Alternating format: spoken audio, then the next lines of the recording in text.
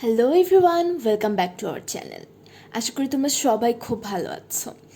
Last ক্লাসে তোমাদের সঙ্গে কথা হচ্ছিল প্ল্যান্ট ক্লাসিফিকেশন সম্পর্কে, এবং সেখানে আমরা পড়েছিলাম যে বেন্থাম হুকারের ছকে প্ল্যান্ট কিংডমকে আমরা দুইটা ভাগে ভাগ হতে দেখেছি, একটা হচ্ছে ক্রিপ্টোগ্যামস, একটা হচ্ছে ফ্যানারোগ্যামস।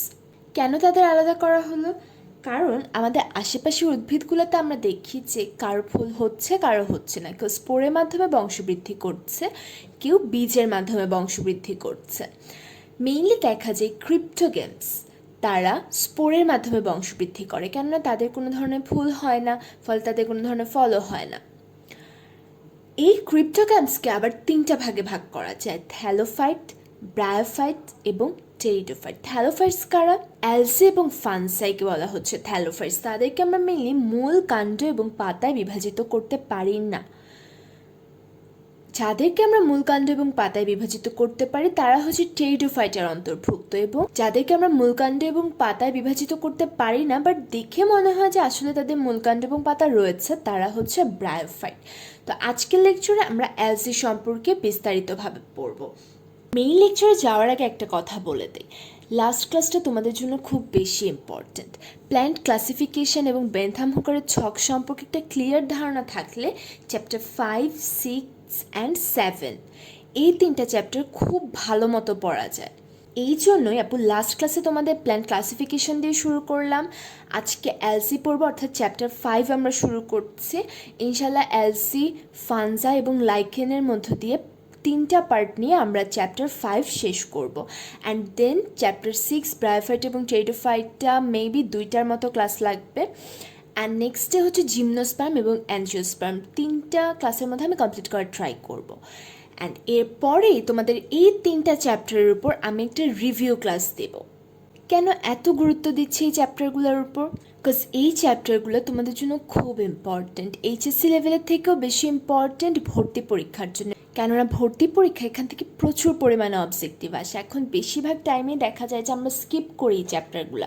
যেমন আমি personally tissue and tissue system চ্যাপ্টারটাকে স্কিপ করেছিলাম, বাট সত্যি বলতে আমার অ্যাডমিশনে গিয়ে প্রচুর হার্ডওয়ার্ক করতে হয়েছে এই চ্যাপ্টারটা পড়ার জন্য। আমি নিজে নোট করে করে সম্পূর্ণটুকু পড়েছি।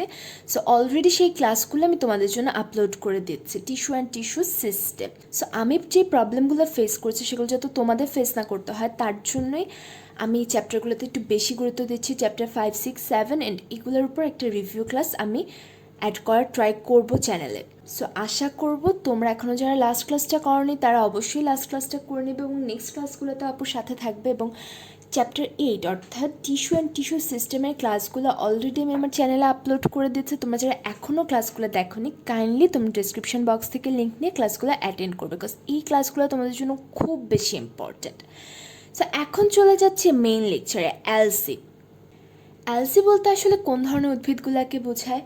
প্রথমত একটা কথা, তারা অবশ্যই থ্যালোফাইট হবে। তাহলে থ্যালোফাইট বলতে আমরা বুঝি যাদেরকে মূল, কাণ্ড এবং পাতায় বিভাজিত করা যায় না তাদেরকে বলা হচ্ছে থ্যালোফাইট। এবং তার মধ্যে অ্যালসি বা শৈবালের বিশেষ বৈশিষ্ট্য হচ্ছে তাদের শরীরে থাকে ক্লোরোপ্লাস্ট, যার ফলে তারা নিজের খাবার নিজে উৎপন্ন করতে পারে। খাবারের জন্য তাদের কারোর উপর নির্ভর করতে হয় না। বাট আমরা ফানজাইয়ের ক্ষেত্রে দেখব যে তারা নিজের খাদ্য নিজে উৎপন্ন করতে পারে না, কেননা তাদের ক্ষেত্রে কোনো ধরনের ক্লোরোপ্লাস্ট থাকে না। সো এই যে অ্যালসিগুলা, তাদের আবার বিভিন্ন নামে ডাকা হয়। যেমন যারা পানির উপর ভাসমান অবস্থায় থাকে তাদেরকে আমি বলছি ফাইটোপ্লাঙ্কটন। প্লাঙ্কটন, এগুলো অবজেক্টিভের জন্য খুব ইম্পর্ট্যান্ট।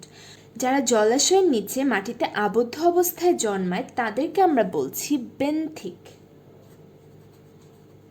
বেন্থিক শৈবাল। যারা পাথরের গায়ে জন্মাচ্ছে তাদেরকে আমরা বলছি লিথোফাইট। তাহলে পানির নিচে মাটিতে জন্মালে হচ্ছে বেন্থিক, আর যারা পাথরে জন্মাচ্ছে তাদেরকে আমরা বলছি লিথোফাইট। এমন অনেক ধরনের শৈবাল রয়েছে যারা উচ্চ শ্রেণীর জীবের টিস্যুর অভ্যন্তরে জন্মায়, তাদেরকে আমরা বলছি অ্যান্ডোফাইট।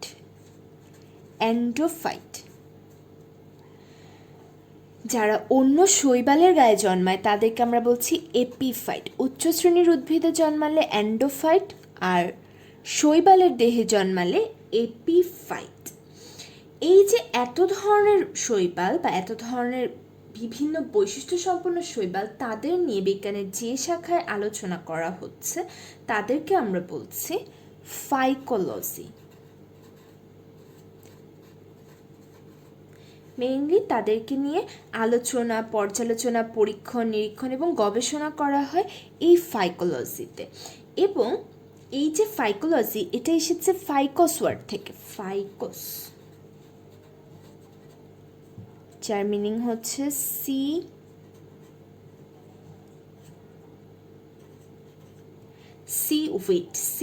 উইড। এটা খুব বেশি ইম্পর্টেন্ট, এই প্রত্যেকটা ওয়ার্ড খুব বেশি ইম্পর্টেন্ট। তোমাদের বইয়েই আছে ফার্স্ট পেজেই, চ্যাপ্টার 5 ফার্স্ট পেজেই তোমাদের আছে। এই ওয়ার্ডগুলো একটু দাগিয়ে নেবে এবং এখান থেকে প্রত্যেক বছরই অ্যাডমিশনে কোনো না কোনো প্রশ্ন হয় জাস্ট এই নামগুলা থেকে। সো আমরা জানলাম যে শৈবাল নিয়ে আমরা যেখানে আলোচনা করছি তাকে আমরা বলছি ফাইকোলজি। একে আরেকটা নামেও ডাকা হয়, সেটা হচ্ছে অ্যালগোলজি।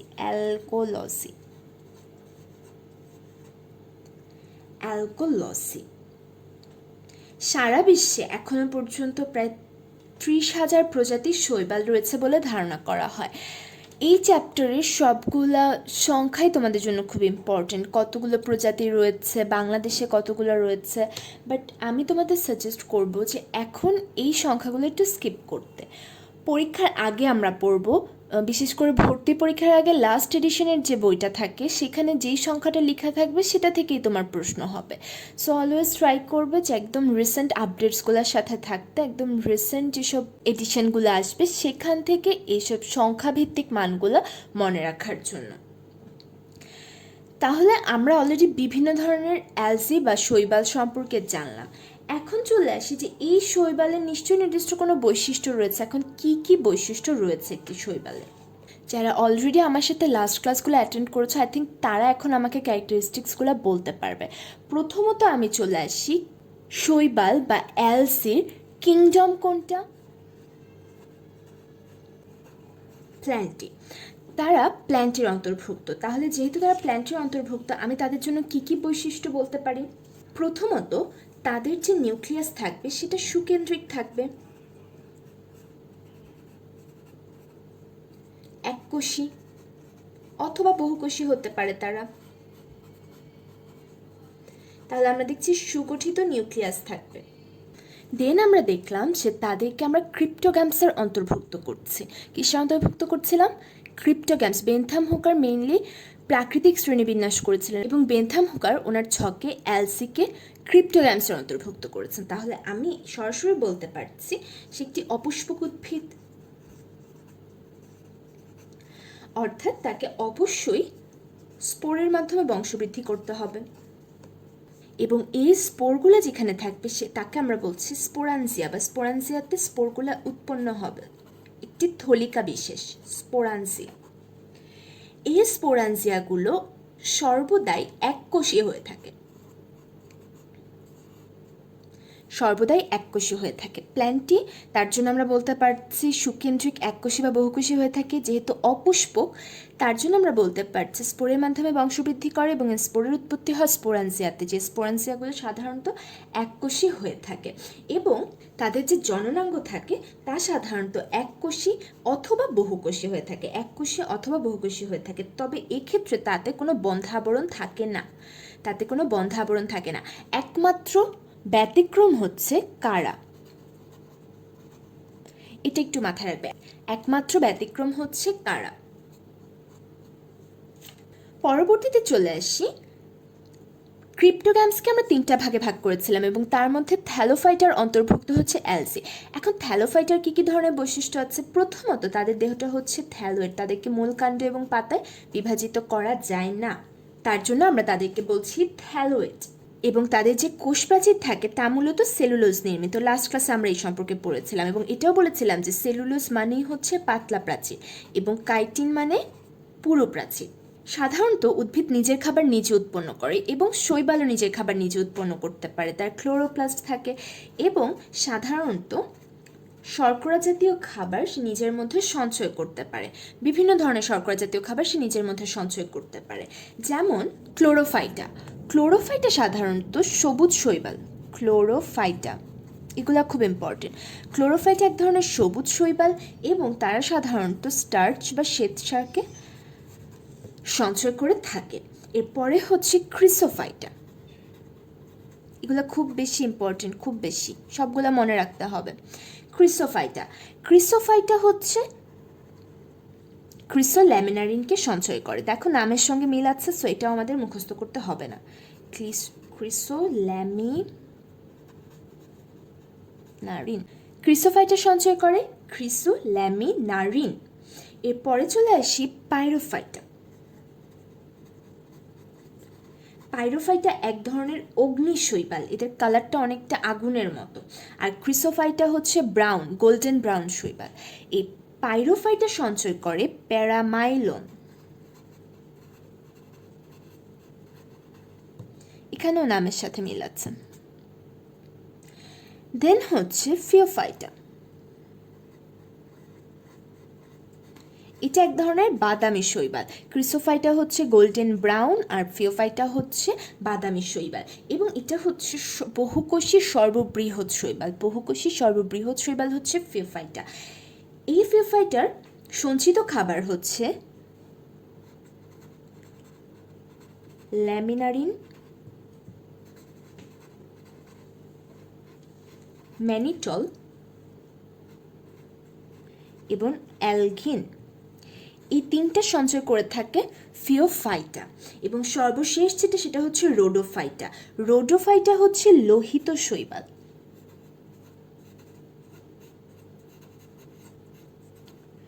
রোডোফাইটা হচ্ছে এক ধরনের লোহিত শৈবাল, এবং এই লোহিত শৈবাল সঞ্চয় করে থাকে ফ্লোরিডিয়ান স্টার্চ,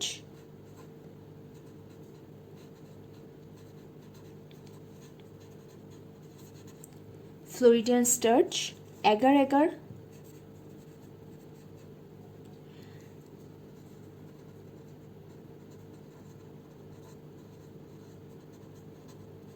ক্যারাজিনান। ক্যারাজিনান। তাহলে 5 ধরনের শৈবালের বিভিন্ন ধরনের সঞ্চিত খাদ্য সম্পর্কে আমরা জানলাম। ক্লোরোফাইটার হচ্ছে স্টার্চ, ক্রিসোফাইটার হচ্ছে ক্রিসোল্যামিনারিন, পাইরোফাইটার হচ্ছে প্যারামাইলন। এই তিনটে আমাদের খুব সহজেই মনে থাকবে। ফিওফাইটার হচ্ছে ল্যামিনারিন, ম্যানিটল, অ্যালগিন।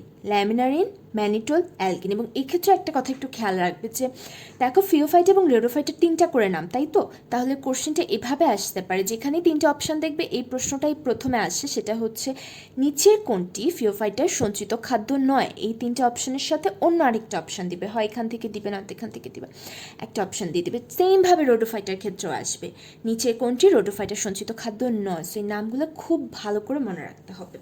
এবার চলে আসি যৌন জনন। তাদের যৌন জনন মেইনলি 3 ভাবে হয়: আইসোগ্যামাস,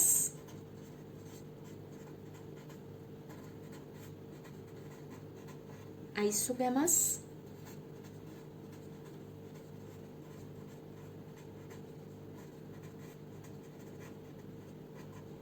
অ্যানাইসোগ্যামাস এবং উগ্যামাস। নেক্সটে আমরা এই সম্পর্কে আরও ডিটেলসে পড়বো। আপাতত এখন এইটুকু জানি যে 3 ভাবে তাদের যৌন জননটা হয়ে থাকে, এবং তাদের যে জাইগোটটা উৎপন্ন হয় সেটা কখনোই ভ্রূণে পরিণত হয় না। এটা আমরা লাস্ট ক্লাসেও পড়েছিলাম যে তাদের ভ্রূণ সৃষ্টি হয় না। ইভেন তাদের কোনো ভাস্কুলার ব্যান্ডেলও থাকে না। এই সম্পর্কে আমরা লাস্ট ক্লাসে পড়েছিলাম। সো এই জন্যই আমি বলেছিলাম যে ছকটা খুব বেশি ইম্পর্টেন্ট। লাস্ট ক্লাসের বেন্থামুকারের ছকটা খুব বেশি ইম্পর্টেন্ট যদি এই চ্যাপ্টারগুলো খুব সহজে মনে রাখতে চাই আমরা। তো এবার চলে যাচ্ছি তাদের যে দৈহিক গঠন। পৃথিবীর বহু ধরনের শৈবাল বিভিন্ন ধরনের আকার, আকৃতি এবং গঠনগত পার্থক্য নিয়ে জন্মাতে পারে। কিছু কিছু শৈবাল হয়তো 0.5 মাইক্রন ব্যাস নিয়ে জন্মালো, আবার কিছু কিছু শৈবালের ক্ষেত্রে 60 মিটার পর্যন্ত তারা লম্বাও হয়ে থাকে। 0.5 মাইক্রনের অন্যতম উদাহরণ হচ্ছে প্রোক্লোরোকক্কাস। প্রোক্লোরোকক্কাস, প্রোক্লোরোকক্কাসকে আমরা বলছি আণুবীক্ষণিক শৈবাল। ক্লোরোকক্কাস, প্রোক্লোরোকক্কাস। প্রোক্লোরোকক্কাস মেইনলি 0.5 মাইক্রন ব্যাস নিয়ে গঠিত। 0.5 মাইক্রন ব্যাস। তাকে আমরা বলছি আনুবীক্ষণিক শৈবাল, এবং যারা 60 মিটার পর্যন্ত লম্বা হতে পারে তাদেরকে আমরা বলছি দীর্ঘদেহী শৈবাল। এখন এই ধরনের শৈবালগুলো আবার বিভিন্ন ধরনের হতে পারে। কোনো কোনো শৈবাল হয়তো এককোষী হলো, কোনো কোনো শৈবাল বহুকোষী হলো, কেউ ফিলামেন্ট গঠন করলো, কেউ করলো না। শৈবালকে আমরা বিভিন্ন ভাগে আসলে ভাগ করতে পারি। সো সহজে আমি কিভাবে এগুলো মনে রাখবো?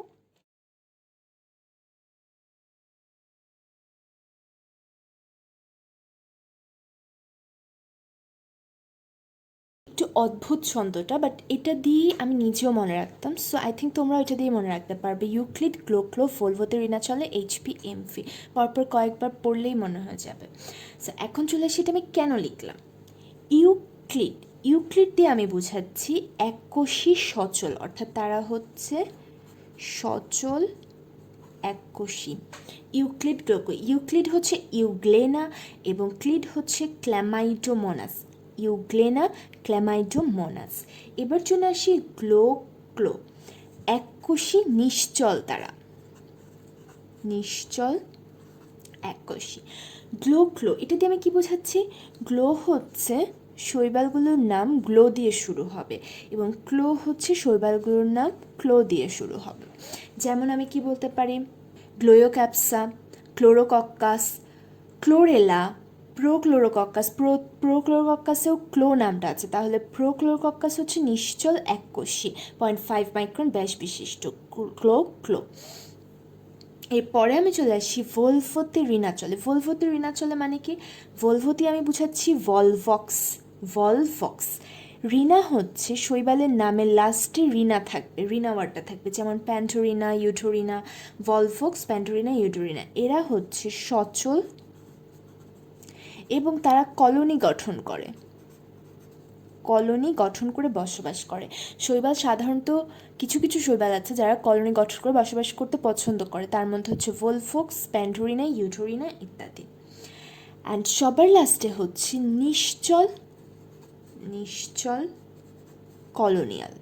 কলোনিয়াল হচ্ছে যারা কলোনি গঠন করে, এইচপিএমভি। হাইড্রোডিকটন, পেডিয়াস্ট্রাম, মাইক্রোসিস্টিক, ভলভক্স, মাইক্রোসিস্টিক ভলভক্স। এক্ষেত্রে ভলভক্স নামটা আমরা দুইবার পেলাম। এরা সচল কলোনিয়ালও হতে পারে, নিশ্চল কলোনিয়ালও হতে পারে। কিছু ভলভক্স সচল হয়, কিছু নিশ্চল হয়ে থাকে। সো আই থিঙ্ক এখন এই চারটা প্রকারভেদ তোমাদের মনে থাকবে: সচল এককোষী, নিশ্চল এককোষী, সচল কলোনিয়াল, নিশ্চল কলোনিয়াল। এছাড়াও কিছু ভিন্ন ভিন্ন ধরনের আছে, যেমন সূত্রাকার কিছু শৈবাল থাকে, সূত্রাকার শৈবাল। এই সূত্রাকার শৈবালের মধ্যেও বিভিন্ন টাইপসের থাকে, যেমন যদি তারা একটা সারিতে সজ্জিত থাকে, একটা নির্দিষ্ট সারিতে তারা সজ্জিত থাকবে, সজ্জিত থাকলে তাদেরকে আমরা বলবো হচ্ছে সূত্রাকার। এবং এই এক সারিতে সজ্জিত অবস্থায় তারা যদি শাখা সৃষ্টি করে, অর্থাৎ তারা যদি শাখান্বিত হয়, তাহলে তাদেরকে আমরা মনে রাখতে পারি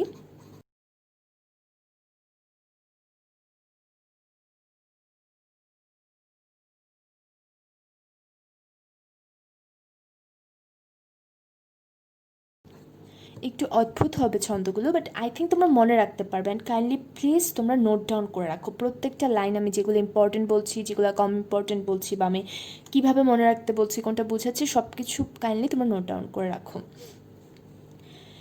সো তাহলে আমরা কি দেখলাম? ক্লডিয়াস এবং পিথাগোরাস ট্রেনে করে চিটাং যায়। এটাতে আমি কি বোঝাচ্ছি? ক্লডিয়াস মানে হচ্ছে ক্ল্যাডোফোরা, ক্ল্যাডোফোরা। পিথাগোরাস হচ্ছে পিথোফোরা, পিথোফোরা। ট্রেন, ট্রেন্টিফোলিয়া, ট্রেন্টিফোলিয়া। চিটাগং হচ্ছে চেটোফোরা, চেটোফোরা হচ্ছে চিটাগং। তাহলে ক্লডিয়াস এবং পিথাগোরাস ট্রেনে করে চিটাগং যায়। তারা হচ্ছে শাখান্বিত সূত্রাকার, শাখা বিশিষ্ট তারা সূত্রাকার হয়ে থাকে। ক্লডিয়াস এবং পিথাগোরাস ট্রেনে করে চিটাগং যায়। এখন যদি তারা অশাখ হয়ে থাকে, তারা যদি শাখান্বিত না হয়, অশাখর উদাহরণ হচ্ছে স্পাইরোগাইরা,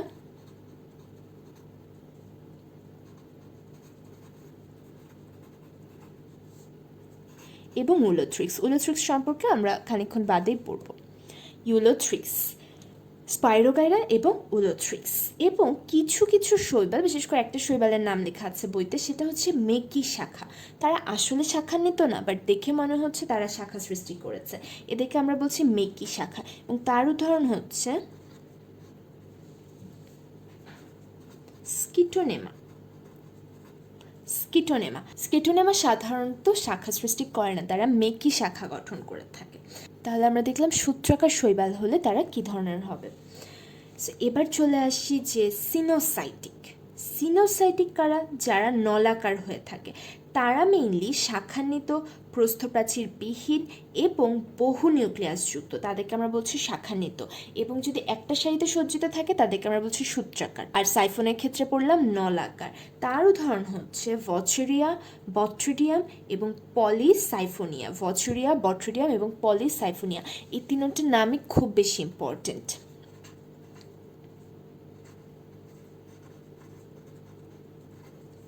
ভচেরিয়া, বট্রিডিয়াম, পলিসাইফোনিয়া। ভচেরিয়া, বট্রিডিয়াম এবং পলিসাইফোনিয়া, এই তিনটা হচ্ছে সিনোসাইটিকের উদাহরণ। আরও কিছু শৈবাল আছে যারা পাতার ন্যায় দেখতে হয়, অর্থাৎ চ্যাপ্টা দেহ বিশিষ্ট। তার উদাহরণ হচ্ছে উলভা। এই প্রত্যেকটা নাম তোমাদের অবজেক্টিভের জন্য খুব ইম্পর্টেন্ট, 1 মার্কসের জন্য আসে, এগুলো খুব ভালো মতো মনে রাখতে হবে। হেটারোট্রিকাস। হেটারোট্রিকাস কি জিনিস? সেটা হচ্ছে তারা শাখান্বিত থাকবে, তবে সেই শাখাগুলো শায়িত অবস্থায় থাকবে। শায়িত শাখান্বিত হলে তাদেরকে আমরা বলছি হেটারোট্রিকাস, এবং এর উদাহরণ হচ্ছে চেটোফোর। চেটোফোরা, হেটারোট্রিকাস বললাম। এবার চলে আসি কর্টিকেটেড। কর্টিকেটেড হচ্ছে ফিলামেন্টাস। একটু আগে দেখলাম হেটারোট্রিকাস হচ্ছে ফিলামেন্টাস, যখন শাখান্বিত হয় এটা হচ্ছে শুধু ফিলামেন্টাস। ফিলামেন্টাসের উদাহরণ হচ্ছে ফোকাস এবং কারা।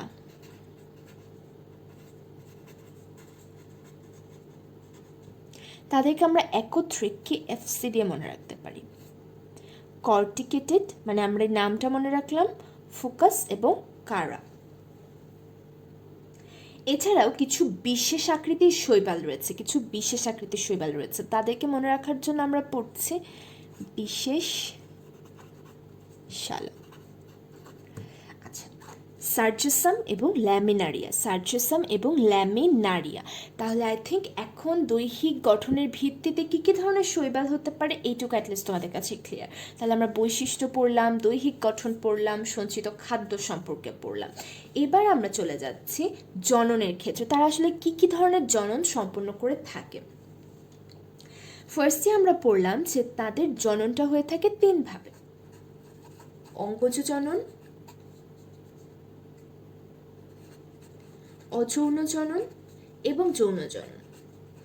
3 ভাবে তারা জনন সম্পন্ন করতে পারে। এখন অঙ্গজ জনন তারা কিভাবে ঘটায়? এক এক ধরনের উদ্ভিদ এক একভাবে অঙ্গজ জনন ঘটায়। তারা কিভাবে অঙ্গজ জনন ঘটায় এটা মনে রাখার জন্য আমরা বলতে পারি হাঁটুতে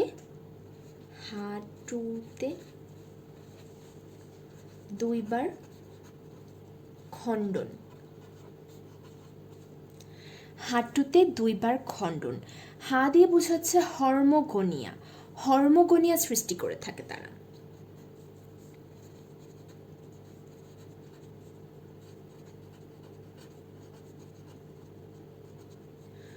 টু বলতে বোঝাচ্ছি টিউবার।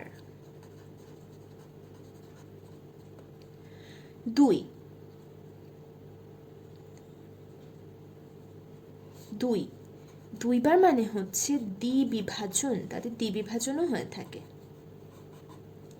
দ্বিবিভাজন। বার মানে হচ্ছে বাডিং বা কুড়ি, এবং খণ্ডন। হর্মোগোনিয়া সৃষ্টি, টিউবার সৃষ্টি, দ্বিবিভাজন, বাডিং বা কুড়ি এবং খণ্ডন। হর্মোগোনিয়া বলতে আমরা কি বুঝি? নীলাভ সবুজ শৈবালের ক্ষেত্রে দেখা যায় যে শৈবালের ট্রাইকম খণ্ডিত হয়ে নির্দিষ্ট খণ্ড বা হর্মোগোনিয়া সৃষ্টি করে। এই হর্মোগোনিয়াগুলো দিয়ে পরবর্তীতে তারা নতুন উদ্ভিদের বা নতুন সূত্রের সৃষ্টি করতে থাকে। যেমন এর উদাহরণ হিসেবে আমরা বলতে পারি নস্টক, অসিলাটোরিয়া এবং ভেস্টিলা।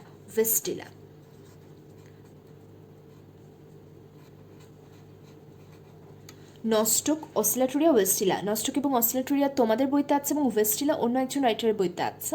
আবার এখন ঠিক মনে নেই কার বইতে, বাট অন্য একজন রাইটারের বইতে এটা আছে। সো অ্যাডমিশনের জন্য যদি পড়তে চাও একসাথে মনে রাখাই ভালো। হর্মোগোনিয়া হচ্ছে নস্টক, অসিলাটোরিয়া এবং ভেস্টিলা। নেক্সটে আসে হচ্ছে টিউবার। টিউবারের মাধ্যমে একজনই সাধারণত বংশবৃদ্ধি করে থাকে, সেটা হচ্ছে কারা? দ্বিবিভাজন। দ্বিবিভাজন সাধারণত করে থাকে ইউগ্লেনা।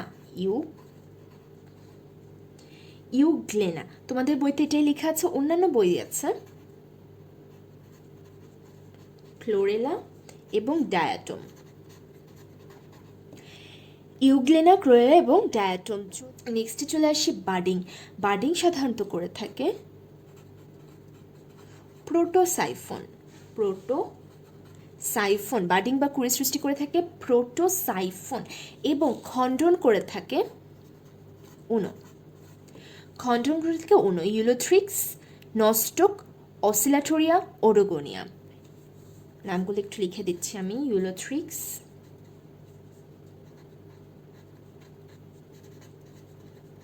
নস্টক।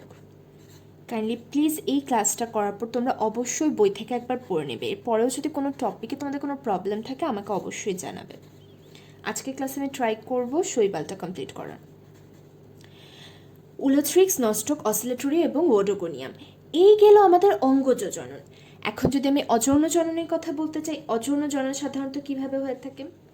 অযৌন জনন বলতে মেইনলি বোঝায় রেণু বা স্পোর সৃষ্টির মাধ্যমে যেই জনন হয়, এবং এই ধরনের স্পোরগুলো সাধারণত স্পোরানসিয়ামের অভ্যন্তরে উৎপন্ন হয়। স্পোরানসিয়ামের অভ্যন্তরে অলরেডি আমরা একটু আগে পড়েছি যে স্পোরানসিয়ামের অভ্যন্তরে স্পোরগুলো তৈরি হয়। এখন বিভিন্ন ধরনের স্পোর হতে পারে। সাধারণত তাদের যে জুস স্পোরগুলো থাকে বা চলমান যেসব স্পোরগুলো, তারা 2 থেকে 4 ফ্লাজেলা বিশিষ্ট হয়। 2 থেকে 4 ফ্লাজেলা বিশিষ্ট হয়। যেমন আমরা দেখতে পারি ইউলোথ্রিক্স এবং ক্ল্যামাইডোমোনাসের ক্ষেত্রে, ইউলোথ্রিক্স এবং ক্ল্যামাইডোমোনাসে। বাট বিভিন্ন ধরনের স্পোর এরকম থাকে যে যাদের কোনো ফ্লাজেলা থাকে না, তারা চলতে পারে না, তাদেরকে আমরা বলছি অচল রেণু বা অ্যাপ্লানোস্পোর। অ্যাপ্লানোস্পোর। এদের উদাহরণ হচ্ছে মাইক্রোস্পোরা। এরা হচ্ছে অচল রেণু। অচল রেণু। নেক্সট আমরা চলে আসি হিপনোস্পোর। হিপনোস্পোর বলতে বোঝায় পুরু প্রাচীর বিশিষ্ট কিছু স্পোর। পুরু প্রাচীর বিশিষ্ট, মেইনলি প্রতিকূল পরিবেশে তারা এই ধরনের স্পোর তৈরি করে থাকে। প্রতিকূল পরিবেশটা যখন অতিক্রম করে তখন এই পুরু প্রাচীরটা ফেটে স্পোরটা বাইরে উন্মুক্ত হয়। এরা হচ্ছে হিপনোস্পোর। এবং স্পোর যদি মাতৃস্পোরের অনুরূপ হয়, একদম মাতৃস্পোরের বৈশিষ্ট্যগুলো নিয়ে জন্মায়, তখন তাকে আমরা বলছি অটোস্পোর। অটোস্পোর। যেমন ক্লোরেলা, সিনডেসমাস, এই ধরনের শৈবালগুলো অটোস্পোর হয়ে থাকে। ডায়াটমে যদি বিশেষ রেণু সৃষ্টি হয় তাহলে তাকে আমরা বলছি অক্সোস্পোর। অক্সোস্পোর। এই নামগুলো বইয়ে অনেক ছড়িয়ে ছিটিয়ে আছে, আমি জাস্ট একসাথ করে তোমাদের কাছে প্রেজেন্ট করলাম, বাট বইয়ের থেকে প্রত্যেকটা ওয়ার্ড নেওয়া। অক্সোস্পোর হচ্ছে ডায়াটমে বিশেষ রেণু সৃষ্টি হয়, যেমন নেভিকুলা। নেভিকুলার ক্ষেত্রে অক্সোস্পোর দেখা যায়। ওকে, সো আমরা দেখলাম যে জুস্পোর, অ্যাপ্লানোস্পোর, তারা হচ্ছে জুস্পোর সচল, অ্যাপ্লানোস্পোর হচ্ছে অচল। হিপনোস্পোর হচ্ছে পুরু প্রাচীর। কেন সৃষ্টি করে? প্রতিকূল পরিবেশ অতিক্রমের জন্য। যদি প্রতিকূল পরিবেশকে অতিক্রম করার কথা না চিন্তা করে শুধুমাত্র খাবার সঞ্চয়ের জন্য তারা পুরু হয়ে থাকে, তাহলে তাদেরকে আমি বলছি একাইনিটি। তারা তৈরি হয় খাদ্য সঞ্চয়ের জন্য। যেমন আমরা বলতে পারি পিথোফোরা, ক্ল্যাডোফোরা, তারপর গ্লোক্রিওটাইট, দেন রেভুলারিয়া। এই ধরনের শৈবালগুলো সাধারণত একাই নিচে গঠন করে থাকে। তাহলে আমরা বিভিন্ন ধরনের স্পোর সম্পর্কে পড়লাম, এবং একে আমরা বলছি অযৌন জনন। তো এবার যদি আমি চলে আসি যৌন জননে, যৌন জনন আমি কিভাবে ব্যাখ্যা করব?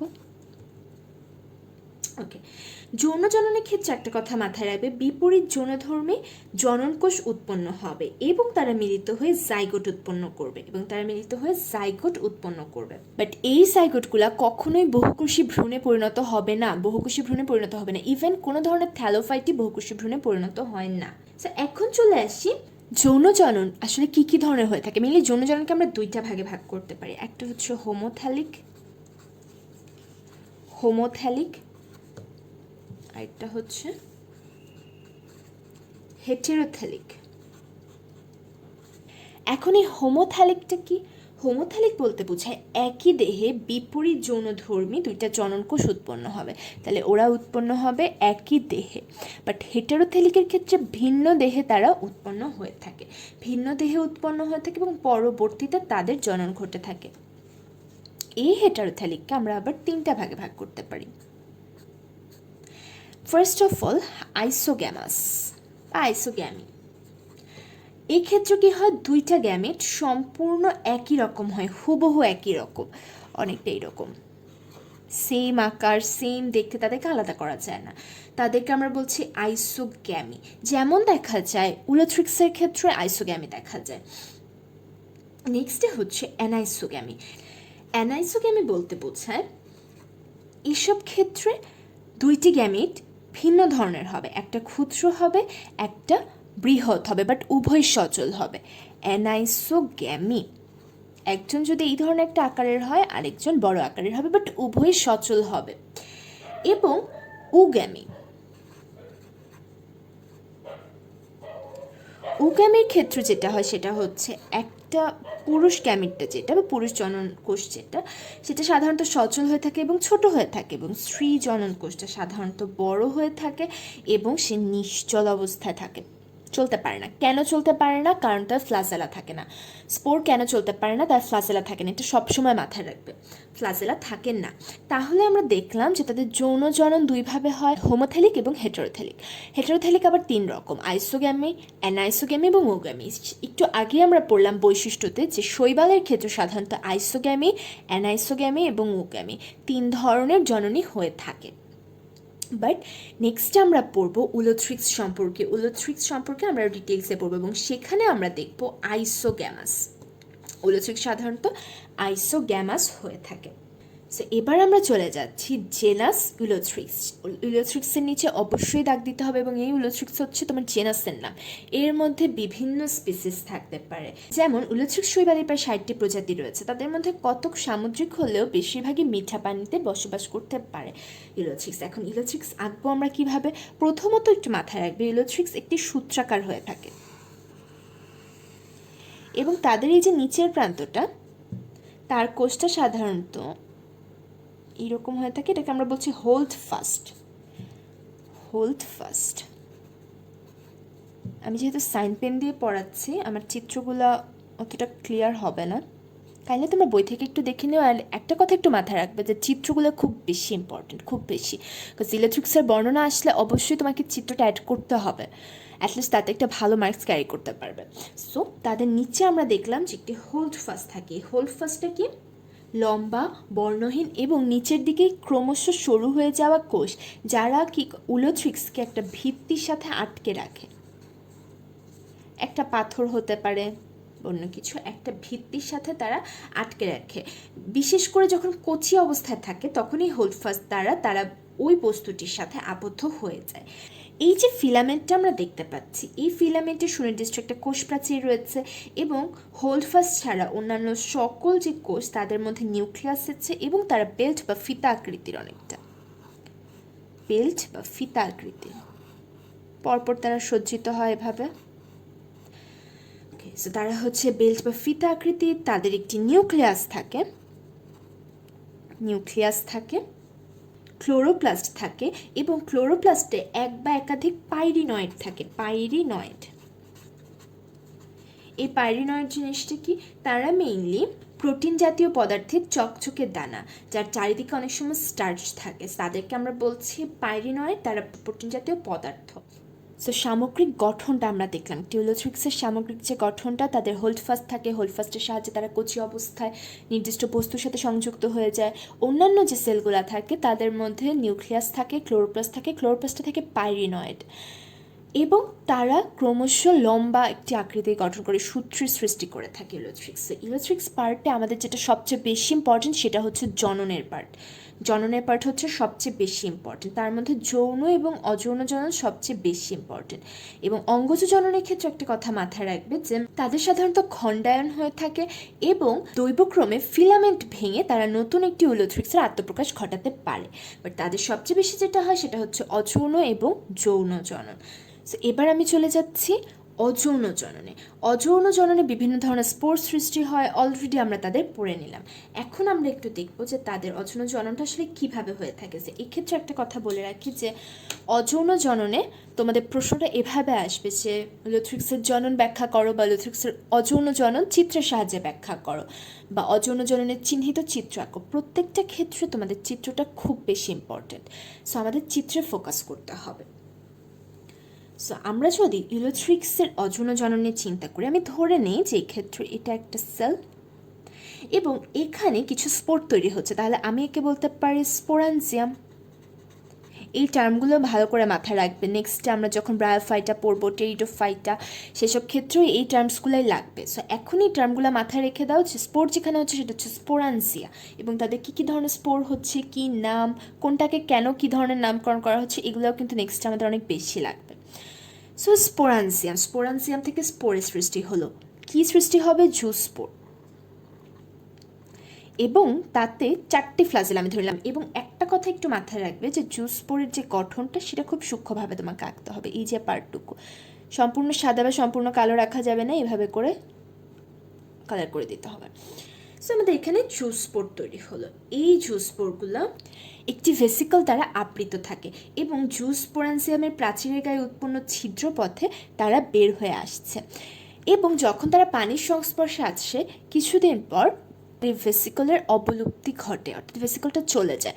তখন তারা পানিতে ভাসতে থাকে বা সাঁতার কাটতে থাকে। 2 থেকে 6 দিন সাঁতার কাটার পরে একটি শক্ত বস্তুর সাথে আবদ্ধ হয় এবং পরবর্তীতে যে সম্পূর্ণ ইউলোথ্রিক্স গঠন করে। তাহলে আমরা কি দেখছি? এই যে জুস্পোরগুলা তারা যখন একটা শক্ত বস্তুতে এসে আটকাচ্ছে, তখন তাদের ফ্লাজেলাগুলো নিচের দিকে থাকে। এটা একটু মাথায় রাখবে, চিত্রটা খুব সূক্ষ্মভাবে আঁকতে হবে। নেক্সট তারা এখান থেকে একটি হোল্ড ফাস্ট হবে, যেমনটা আমরা এখানে দেখতে পাচ্ছি হোল্ড ফাস্ট, এবং তার উপরে একটা কোষ। এই একটা কোষ থেকে 2টা 3টে এভাবে করতে করতে নতুন একটা ফিলামেন্ট তারা গঠন করে ফেলবে, এবং নেক্সটে এই ফিলামেন্টটা নতুন একটা ইউলোথ্রিক্স গঠন করেছে। এটা হচ্ছে অযৌন জনন। কি হলো? জুস্পোরানজিয়াম থেকে জুস্পোর উৎপন্ন হলো। সেই জুস্পোর ভেসিকল দ্বারা পরিবেষ্টিত অবস্থায় স্পোরানজিয়ামের বাইরে আসলো। তারপর পানির সংস্পর্শে তার যে ভেসিকলটা ছিল সেটা অবলুপ্তি ঘটলো, এবং সে 2 থেকে 6 দিন পর্যন্ত সাঁতার কাটা অবস্থায় ছিল। পরবর্তীতে একটি শক্ত বস্তুর সংস্পর্শে এসে সে সেখানে আবদ্ধ হয়, তার হোল্ড ফাস্ট সৃষ্টি হয়, এবং আস্তে আস্তে সেটি সূত্রের সৃষ্টি করে। এবং এক্ষেত্রে একটা কথা মাথায় রাখবে যে এই যে জুস্পোর উৎপন্ন হয়, তারা 2 ধরনের জুস্পোর উৎপন্ন করে। একটা হচ্ছে মাইক্রো, আরেকটা হচ্ছে মেগা। মাইক্রো জুস্পোরটা মেইনলি 8 থেকে 32টি সৃষ্টি হয় একত্রে। একটি স্পোরানজিয়ামে 8 থেকে 32টি জুস্পোর একত্রে সৃষ্টি হয়। বাট যদি মেগা জুস্পোরের সৃষ্টি হয় তাহলে 1 থেকে 4টির বেশি জুস্পোর থাকে না একটি জুস্পোরানজিয়ামে, 1 থেকে 4টি, এবং তারা সাঁতার কাটছে 2 থেকে 6 দিন। এই সংখ্যাগুলো খুব ভালো মতো মাথায় রাখতে হবে। এই সংখ্যাগুলো খুব বেশি ইম্পর্টেন্ট। তোমাদের অবজেক্টিভ আসছে, সেটা এইচএসসি লেভেলেও আসতে পারে, ভর্তি পরীক্ষা আসতে পারে। ভর্তি পরীক্ষাটা খুব বেশি ইম্পর্টেন্ট। এবার চলে আসছে যৌন জনন। যৌন জনন মেইনলি হেটারোথ্যালিক হয়ে থাকে। যেহেতু তাদের আইসোগ্যামা জনন ঘটে, সেহেতু তারা হেটারোথ্যালিক জনন দেখা যায়। সো হেটারোথ্যালিকে আমরা কি দেখব? যে উলোথ্রিক্স হচ্ছে ভিন্নবাসী, উলোথ্রিক্স ভিন্নবাসী, হেটারোথ্যালিক, এবং আইসোগ্যামাস স্পোর তৈরি করে।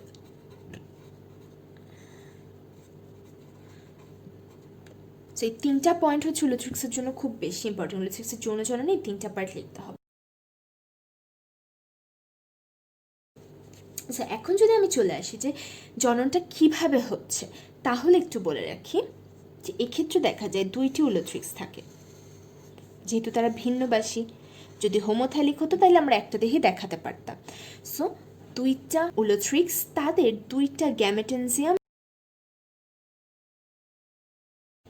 এক্ষেত্রে গ্যামেটেনজিয়াম বলাটাই ভালো, কারণ যেহেতু এক্ষেত্রে গ্যামেটের উৎপন্ন হয়, সেম 2টা গ্যামেট উৎপন্ন হয়। বাট একটু আগে আমরা যখন অযৌন জনন পড়ছিলাম তখন স্পোর উৎপন্ন হচ্ছিল, তাকে আমরা বলছিলাম স্পোরানজিয়াম। আর এখানে গ্যামেট উৎপন্ন হচ্ছে বলে গ্যামেটেনজিয়াম। বাট 2টা আসলে সেম জিনিসই। গ্যামেট উৎপন্ন হলে গ্যামেটেনজিয়াম, স্পোর উৎপন্ন হলে স্পোরানজিয়াম। সেটা সবার জন্য, এটা যে শৈবালের জন্য স্পোরানসিয়াম তা না, যার দেহে স্পোর উৎপন্ন হবে সেই থলিটাকে আমরা বলছি স্পোরানসিয়াম। সো গ্যামেটেনসিয়াম থাকছে দুইটা ভিন্ন গ্যামেটেনসিয়ামে গ্যামেটের উৎপন্ন হবে, এবং এই ক্ষেত্রে একটা কথা মাথায় রাখবে যে তাদের দুইটা ফ্লাজেলা থাকবে এবং একটা আই স্পট থাকে তাদের, এই আই স্পটটা উপরের দিকে থাকবে, ফ্লাজেলার দিকে থাকবে। সেমভাবে ওর থেকে আমরা একটা গ্যামেট নিলাম, আই স্পটটা উপরে থাকবে, ঠিক মাঝামাঝি না একটু সাইডে হয়ে যাবে, তাহলে আমরা পেলাম হচ্ছে দুইটা গ্যামেট, এবং এই মুহূর্তে তারা এন দশায় আছে, এন দশায় রয়েছে দুইজন। এবার এই দুইজনের মিলন ঘটবে, এই দুইজনের যখন মিলন ঘটছে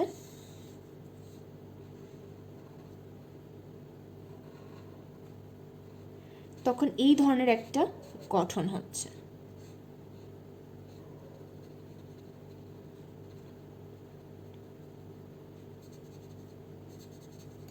এটা হচ্ছে মিলনের পার্ট, এক্ষেত্রে তোমরা লিখবে n+n। এখনো তারা কিন্তু জাইগোট তৈরি করেনি, যেই মাত্রই তারা জাইগোট উৎপন্ন করলো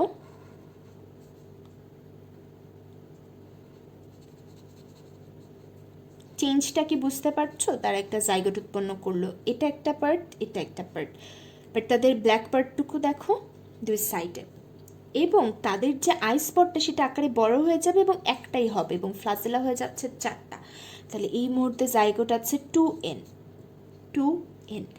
এবার এই যে জাইগোট তারা ফ্লাজেলাবিহীন প্রাচীর বিশিষ্ট অবস্থা সৃষ্টি করবে, ফ্লাজেলাবিহীন প্রাচীর বিশিষ্ট অবস্থা সৃষ্টি করবে। এরপরে সেমভাবে অন্যদের মতনই তাদেরও বিভাজন ঘটতে থাকবে, এবং বিভাজনের একটা পর্যায়ে তারা এই ধরনের একটা জুস্পোরানজিয়াম তৈরি করছে, যার মধ্যে অসংখ্য জুস্পোর সৃষ্টি হলো। এরই রূপান্তরিত ধাপ হচ্ছে এটা, পরবর্তী ধাপ। এই জুস্পোরানজিয়ামগুলো পরবর্তীতে আলাদা হয়ে যাবে, সেখান থেকে আমি দুইটা স্পোর পেলাম, জুস্পোর পাচ্ছি আবার। পরবর্তীতে এই জুস্পোরটার থেকে একটা উলোথ্রিক্স, এই জুস্পোরটার থেকে একটা উলোথ্রিক্স সৃষ্টি করবে। তাহলে আমরা এখানে কি পেলাম, আমরা দুইটা ভিন্ন গ্যামেট থেকে 2n মানে জাইগোটের তৈরি হলো, সেই জাইগোটের বিভাজনের ফলে নেক্সটে এসে আমাদের স্পোর বা জুস্পোর উৎপন্ন হলো। এই জুস্পোরগুলো পরবর্তীতে আবার এন দশায় ফিরে গেল এবং তারা দুই ফ্লাজেলা বিশিষ্ট হয়ে গেল। এই জুস্পোর আবার দুইটি ভিন্ন উলোথ্রিক্সের সৃষ্টি করবে। কিভাবে সৃষ্টি করবে, ওই সেমভাবে গিয়ে এখন এই যে এক একটা জুস্পোর তারা গিয়ে একটা শক্ত অংশের সাথে বা কোনো একটা ধারক বস্তুকে তারা ধরে আটকাবে নিজেদেরকে, তারপর তাদের আস্তে আস্তে হোল্ড ফাস্ট তৈরি হবে, একটা সেল হবে, সেই সেলটার বিভাজনের মাধ্যমে পরবর্তীতে একটা ভিন্ন উলোথ্রিক্স গঠন করবে তারা। সো এই গেল উলোথ্রিক্সের জননের পার্ট, উলোথ্রিক্সের জননের পার্ট। শৈবালের জননটা অত বেশি ইম্পর্টেন্ট না, শৈবালের জননটা মেইনলি তোমাদের অবজেক্টিভ আসে বা এই ধরনের যে পার্টগুলা, অন্যান্যদের জনন বোঝার জন্য যে যতটুকু বা উলোথ্রিক্সের জনন বোঝার জন্য তোমার যতটুকু পড়া লাগবে ততটুকু আছে শৈবালের জননে, এবং উলোথ্রিক্সের জননে তোমাদেরকে ডিটেলসে বলা হয়েছে। এবং যদি সৃজনশীল প্রশ্ন হয় তাহলে উলোথ্রিক্সের জনন থেকেই হবে, এবং যদি অবজেক্টিভ হয় তাহলে উলোথ্রিক্সের জননের পাশাপাশি শৈবালের জননটাও কিন্তু ইম্পর্টেন্ট। সো এই গেল আমাদের শৈবালের পার্ট, শৈবাল সম্পর্কে আমরা পড়লাম। সো আজকের ক্লাসে অলরেডি আমরা এলসি কমপ্লিট করলাম, নেক্সট ক্লাসে ইনশাল্লাহ আমরা ফানজাই সম্পর্কে পড়বো। সো আই থিঙ্ক আজকের ক্লাসটা তোমাদের কাছে অনেকখানি ক্লিয়ার। যারা এখনও লাস্ট ক্লাসটা করনি কাইন্ডলি প্লিজ লাস্ট ক্লাসটা তোমরা অ্যাটেন্ড করে নিবে, এবং আজকের ক্লাসটা খুব মনোযোগ দিয়ে করবে, ক্লাসটা করবে সাথে নোট করবে, এবং তারপরে বই থেকে অবশ্যই সেটা পড়ে নেবে। যখন তোমাদের প্রিপারেশনটা কমপ্লিট হবে নেক্সটে তোমরা আমাদের ফেসবুক পেজে এমসিকিউ এক্সামের মাধ্যমে তোমাদের প্রিপারেশন ফুলফিল করতে পারবে। এই এমসিকিউ এক্সাম সম্পর্কে আমরা নেক্সটে তোমাদেরকে আরও ডিটেলসে বলবো ইনশাল্লাহ। আশা করছি ডিসেম্বর থেকে আমরা এই এমসিকিউ এক্সাম শুরু করতে যাচ্ছি।